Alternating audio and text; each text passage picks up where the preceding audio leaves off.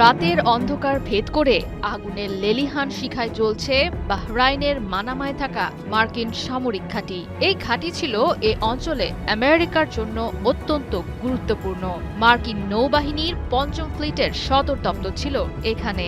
এখন এখানকার ঘন কালো ধোঁয়া আর বাতাসের জোরালো শব্দ বুঝিয়ে দিচ্ছে হামলার তীব্রতা। ধ্বংসযজ্ঞটি চোখে আঙ্গুল দিয়ে যেন বোঝাতে চাইছে ইরানের বুকে যে অশান্তির আগুন জ্বেলেছে আমেরিকা আর ইসরায়েল তার দাবানলে পূর্বে মধ্যপ্রাচ্যের সবাই।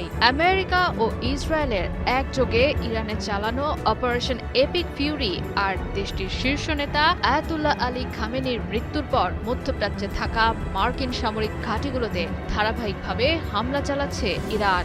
রাজনৈতিক ও সামরিক প্রতিশোধের অংশ হিসেবে বাহরাইনের রাজধানী মানামায় অবস্থিত মার্কিন নৌঘাঁটি ফিফথ ফ্লিটের সদর দপ্তরে চালানো হয় বিধ্বংসী হামলা।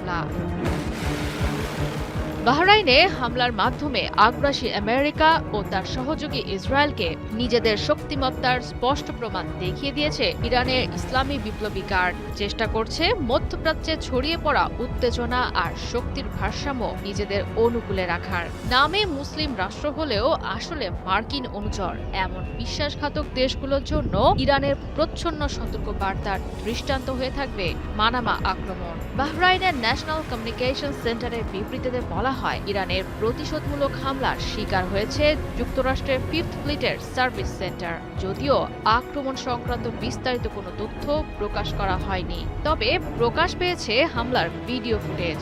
দেখা যায় একটি সুউচ্চ ভবন হয়েছে ইরানের হামলার শিকার। আরও কয়েকটি ভবনে ইরানের আঘাত হানার খবর নিশ্চিত করেছে বাহরাইনের স্বরাষ্ট্র মন্ত্রণালয়। ইরানের তরফ থেকে আসা একাধিক হামলায় মানামার ধোঁয়ার কুণ্ডুলির মাঝেই বেজে ওঠে সতর্কতা সাইরেন। বিস্ফোরণের আওয়াজ শোনা গেছে সৌদি আরবের রিয়াদ, আবুধাবি এবং কাতারের দোহা থেকেও।